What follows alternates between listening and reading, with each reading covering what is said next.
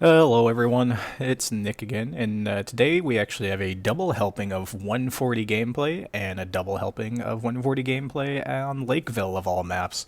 Um, so this first game, we're doing a standard battle on Lakeville, as you see in the 140, and at the end I kind of carry a little bit, make some decent decisions. So originally we're kind of going to go work out the city, see what we have going on over there. As I try to do in Lakeville, I think the valley's kind of useless, mostly because it's easily defended against. But beside the point. So let's talk about the 140 and just me playing it in general. This is pretty much my best tier 10 for now. My stats in the thing are fairly decent for me, and I seem to do okay with it. It's fast enough to where it allows me to kind of think ahead of what the enemy's going to do, and maybe it's a little bit forgiving in that manner too, because it allows me to realize, oh, I need to fall back a little bit later than some other tanks would allow. So it's been a good intro into tier 10 gameplay. It's not my first tier 10 by any means, but tier 10 medium, yes. So, talking about what's happening on the map real quick, we see we have a lot of people going valley, more than I'd usually, want, and we have a lot of people camping base watching the valley. So, based off that and what's spotted in the valley so far, I don't really think I'm gonna commit to this city, because I don't really think we can win this with this many tanks and how many tanks I expect to encounter here. Weird glitch in the game there. And we have a Struv who managed to find his way into the water and drown himself, so good on him. He'll be working on the next game hopefully soon. So I'm kind of slow playing here. I'm kind of just trying to figure out what I need to do. And one lesson I've been learning a lot recently, as a newish, betterish player, I guess. I'm getting better at least. Is sometimes there's not a lot I can do in the beginning of the game, past a couple early shots, but especially in more light armored mediums, especially in the patent, I've learned that as well. Sometimes the beginning of the game, you just kind of have to play it safe and conserve your HP, and kind of playing it like that has helped me out a bit. Thanks RNG for that shot, going way to the edge of the circle, but I had to get one out, or I wasn't going to get anything out on him. And the Centurion 1, just a gift from the gods, whatever, and provides me a couple hundred HP for my damage total. And I'm just going to try and help out this center line as best as I can, because I know I'm going to end up falling back here. I see the city, and those center guys are going to be my issue as far as being able to shoot me as I fall back. So I kind of want to, scare those off a little bit.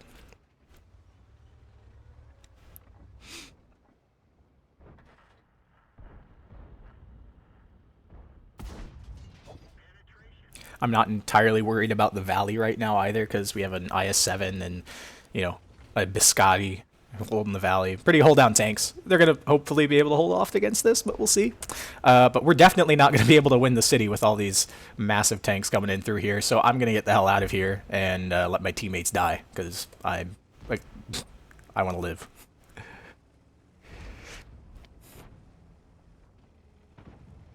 Lakeville is just one of those maps that is so easily defendable from both sides, honestly. I mean, you're crossing a wide open field over here on the south, and you're crossing a wide open field here on the north. So if you can just defend that base, you can typically have a decent game. There's a couple different positions you can get into, and right now I'm thinking which one I'm going to take.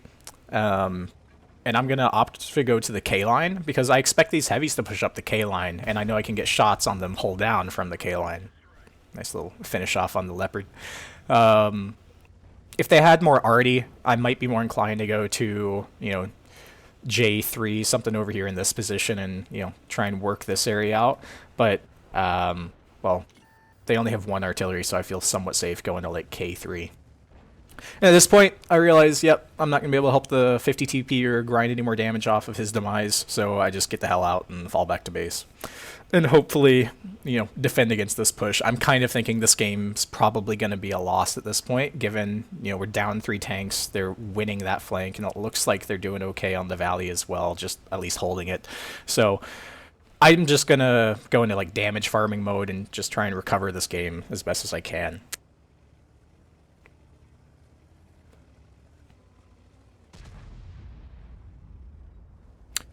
So this game actually happened last week, I believe. The next game I'm gonna show happened today. It was actually my first game in the session today, so that one turned out really well. But let's see how this one ends up. You see they have 3 tier 10s left, 4, we'll call it 3 tier 9s, Artie doesn't count, screw Artie, and 4 tier 8 heavy, or 3 tier 8 heavies and 1 tier 8 TD. So, you know, they have a fair amount of tanks left, and I'm just going to get to work on this K line using the bush as cover here, and don't know where that one went, but apparently it didn't hit the tank. That's okay. We have more than enough time and more than enough space in between me and him. I'm not terribly worried about it. And I think something special happens to this guy here in a second.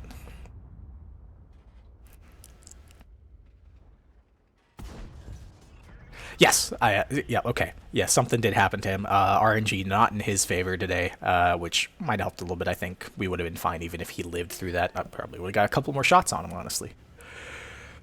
Now the enemy's deciding to push where they should. This is the complete right play on their side into the dip over here on the J5, J6 area, so they can, you know, stay relatively in cover.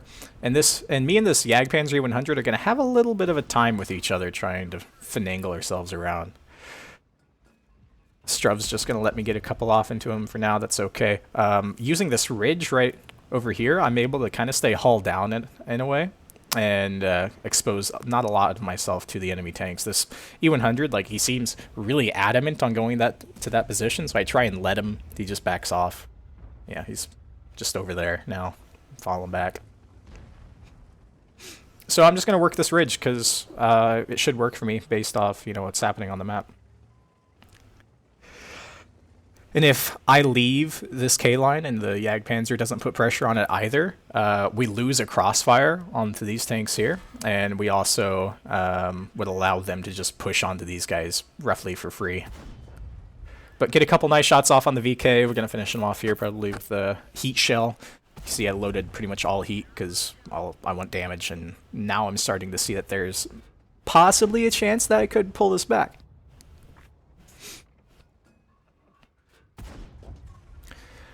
I'm just playing off the 140's reload, so obviously I'm reloading quicker than him, and so as long as I keep up this poking just ahead of him, he shouldn't be able to get a shot on me or a reliable shot on me. So right now I'm just trying to bait them out a little bit, make them feel a little bit more comfortable in pushing around the corner since I'm not there. Maybe they think I'm falling back to help the valley or going around. And I think I get like one shot out of it, but I'm just trying. I mean, there's no need to just pressure that by myself and keep them hauled down whenever I can try and pull them into the open. At this point, it's gonna be roughly a pretty secure win for us, but I think that 140 is probably gonna fall back. That would be his best play, based off, you know, seeing the 2 tanks in the valley moving up, the IS-7 and the Tortoise. I'm expecting him to fall back, so I'm trying to play this a little bit safer, or a little bit less safe, poking and trying to get a shot off on the IS-3, going for a cupola shot, because I think I can pin his cheeks, but I'm not sure, and I think the cupola is the better shot here. I guess there's some spaced armor there that got me, and I'm just a little tick, so I try and make it work. There's the tracking shot. Maybe I can get one on the Struv. Yeah, it works out great for us. And these guys can't really do much to me at all. I'm just hull down to them. There's, you know, they're kind of at a loss here. That one looked like it went through his tank, like through the top of his tank, but I think we end up finishing off here. Nice shot, and we're able to take him out of the game. There's only 4 left. My team, they haven't really done much. I think I've been the only one really doing all the damage here. They're just kind of sitting in the corner. That's fine, more damage for us. But now we see the 140s pushing up the 2 line, and there's one tank on their team that hasn't been spotted in a while. That's that bastard Low who's sitting on the 4 line. I'm starting to think maybe he fell back with the 140 as well. So Valley is starting to become more of an issue. I'm not terribly worried about it right now because I know this Biscotti and the Low can hold it down roughly pretty well from here. I mean, it's the Valley. You can hold it with, you know, a toothpick if you had one. So I'm not terribly worried about it yet. I just want to make sure this K line is secure because I don't want the T28 just coming up and the Struv coming in behind us while we're working on the Valley for free. So I'm just trying to figure out the optimal time to re-push the valley. Since I'm on quite a bit of HP, I've done really well at conserving my HP, and we've actually bounced 2,500 damage here, which is not half bad for us. You can see me in the chat and trying to figure out the HP of the low, because I'm assuming I'm going to have to go face him in the valley. And sure enough, there he is, pops up on the valley, and now it's time for me to go back.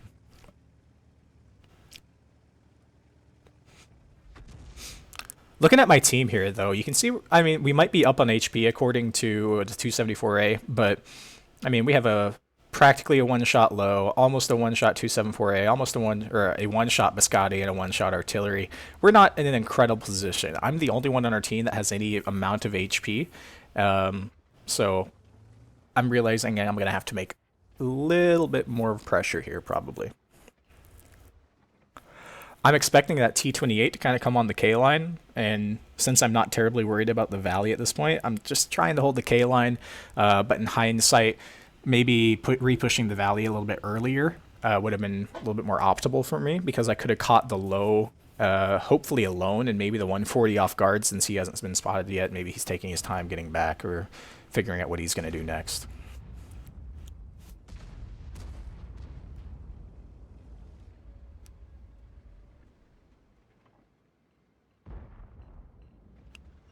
I'm not entirely sure how he didn't spot me there. Maybe he was stunned. I'd have to rewind it, but yeah. Probably should have spotted me there at least, but oh well.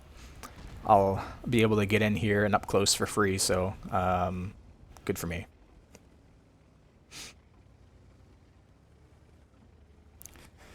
You'll notice I also ran out of heat shells, which shouldn't really be an issue because it's just a tier 8 low, so you know, even this shot right on the lower plate just should go in easily, right? Just he shot me once, that's fine. I'm just gonna go look for the lower plate, see if I can get it.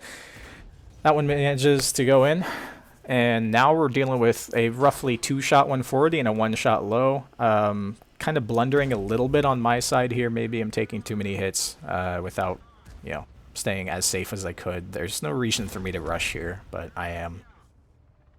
I'm trying to play off the low. Take another one, that's okay. Because I can take another one from him, but we're able to finish him off, and we're up to a Top Gun now. Now there's only 2 tanks left. We have a Struv and the T28.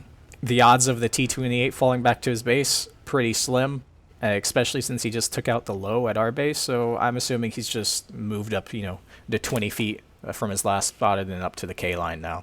So I have to deal with a Struv, who's a one-shot for me, and a T28, who's probably on full health, right? So I can't exactly play this as dumb as I'd like. So what I'm going to do is pop up at the K3 back to my hull down, because the Struv can't see me from here, and try and get a shot on him there and get that crossfire that we had going earlier. This Biscotti's trying to tell me to go capture the base. I don't think that's entirely necessary. And at this point, I know that I can be hull down from the T28 because we have this ridge here, and he's not spotted whenever I popped up on there, so I'm just going to rush this Struv and hopefully not get shot from the T28. I'm looking back on this, I think I played that a little haphazard, but I guess I just wanted the kills. So RNG blesses me with that shell going right under this tank, as you'd imagine, but we're able to get the blind kill for the 8 kills, and we get a Radley Walters out of it, so not too shabby. Alright, let's go into the next one, on Lakeville again, and see how that one goes. So now we're on the second battle, and we're not on a standard game anymore. We've got an encounter mode today, and like I said, this match happened just today, so it's a little bit more recent in my mind than the last one. This was actually the first game of the session, and it was pretty good, so I decided to share it. So on encounter, I tend to just completely disregard Valley. Like any other game mode on this map. I just don't really like Valley. Maybe if I'm in like a really hull down tank, I'll do it, but City's just the most important in my humble opinion. And so as usual, that's where I'm going to start out at.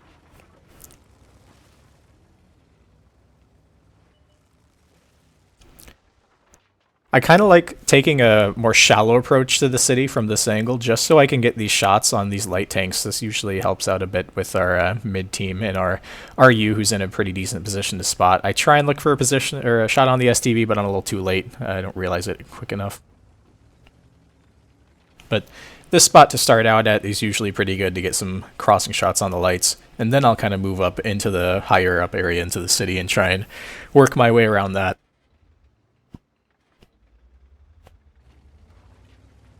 1390, kind of in a ballsy position though. I bet he got some lights on some people, especially this T-Tune, who's like way out of position. Let's see how he does. Oh. Well, I guess don't take that road too shallow, and that will happen to you, I guess.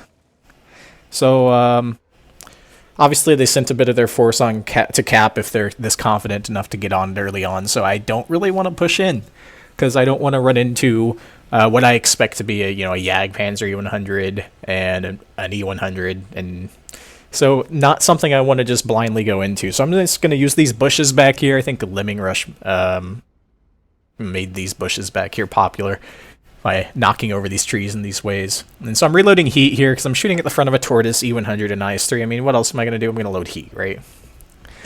Trying to find a shot into the top of the Tortoise, onto the sides of the cheeks of the E100. Not finding it, kind of shitty aiming right now, but it gets better. Able to bounce one from the IS-3. He'll be more of an issue later on. We'll check back with him later. And you can see we have our entire team roughly in the city, and their entire team's roughly in the city. Our entire team is, kind of holding back on the second line, which I guess is okay. These guys in the middle are kind of in trouble from the CS and this T-54, who obviously wants to move around. That could be an issue for them. So I'm not extremely confident in our team's positioning here, and so I'm just going to help ride this back line, because I don't want to push into all these other tanks as a 140. I'm a light-ish maneuverable medium with decent armor. I want to kind of maneuver around these tanks from the outskirts and, screw around with them. And so I'm really just trying to find where I'm going to get my damage at here. And I guess, if I was a more experienced player and a better player, I would have been able to get more damage at this point in the game. But as I'm still learning here, my idea is just, try and conserve my HP a little bit in the early stages of the game, so I can hopefully be a little bit more useful later on. And I see this IS-3 and E100 are trying to poke around on R705, I guess. Yeah, 705. And so I'm trying to kind of get it to a position to help him out, using weird angles, minimize my target. And you can see they've got a lot of their team in the city. Like, this is going to be a battle, and we're also not doing too well on the valley. So this game isn't looking too good.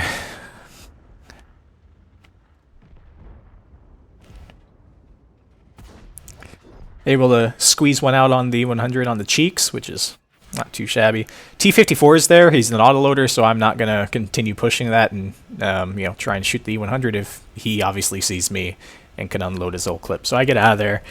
And once again, we go back to the damage searching phase and trying to figure out where I can pressure a little bit without overcommitting and without dying. And so at this point, I decide to try and help out the mid just a little bit, and you can see how it works out for me here in a second. Kind of a misplay on my part. I think I'm better than the 100. Maybe I can squeeze one out on him. RNG plays in his favor today, and he's able to, get one on me at the same time, even though I don't think I was showing him a lot of my tank. But I'm able to get one on him, so I trade 674 damage for a 964 shot. So not the best trade in the world, but oh well. And so now I'm kind of evaluating the possibility of me staying here and playing this angle, because they have just a bunch of low healths. Side scraping off an E100, that's a good idea. Thank God he's firing heat, so that gets sucked into my tracks pretty easily, and we're able to finish him off. So now they have two one-shots, the T-54 and the E100. The IS-3 and the FV are going to require at least 2 shots. IS-3 probably 3. So I'm just trying not to take damage, and I'm not going to push around this corner because, they will find me. Now the AE Phase 2 kills the Jagd Tiger. That's Something I didn't really realize in the moment, but that probably means he's coming up the 4 line. That would make the most sense, at least. So now it's me and a Progetto against, these 3 tanks. I hate FVs, so I get immediately out of there.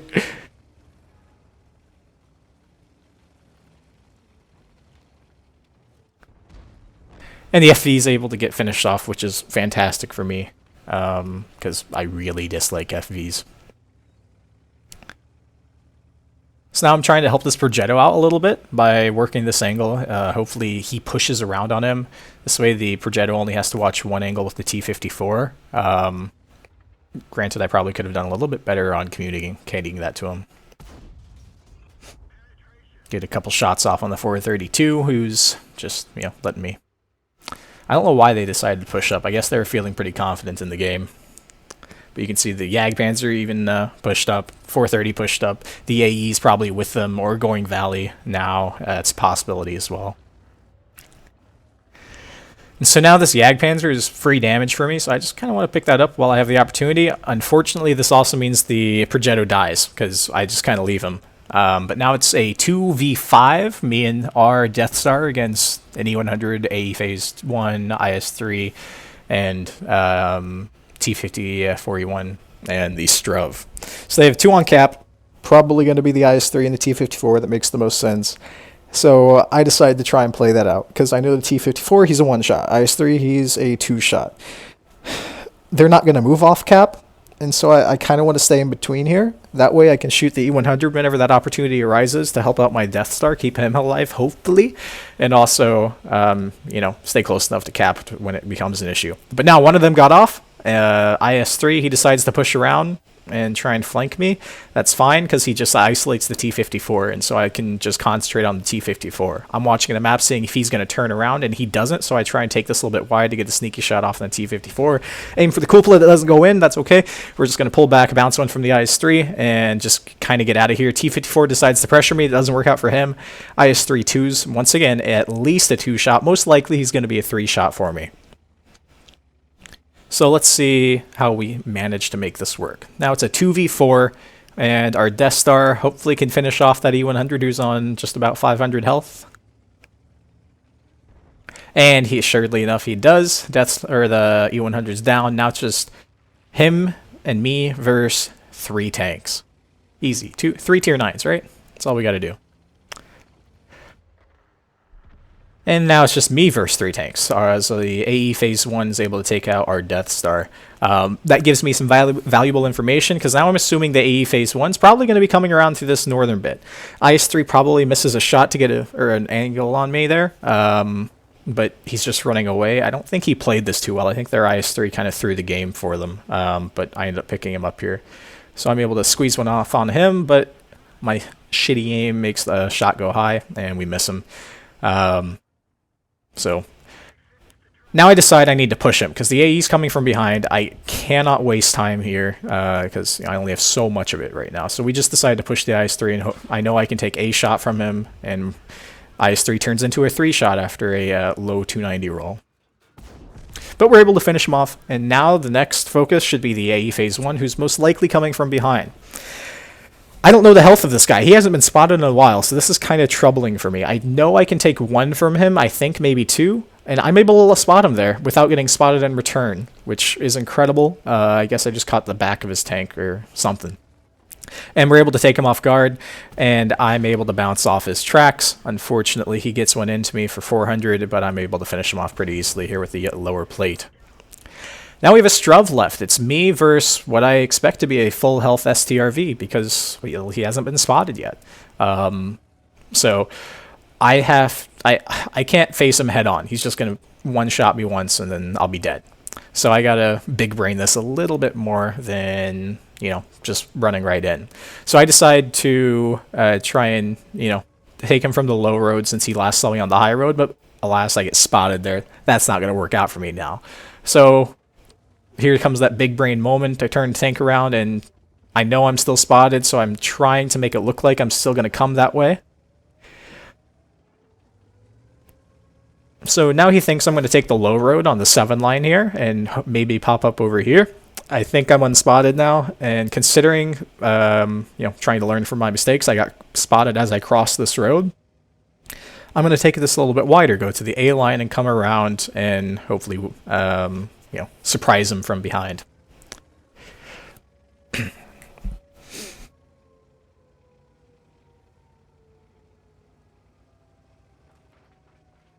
Taking it as wide as possible, watching my rings on the map. It's improbable for him to spot me at this distance, so I assume I'm pretty safe, and I don't get spotted, so I think I'm pretty good.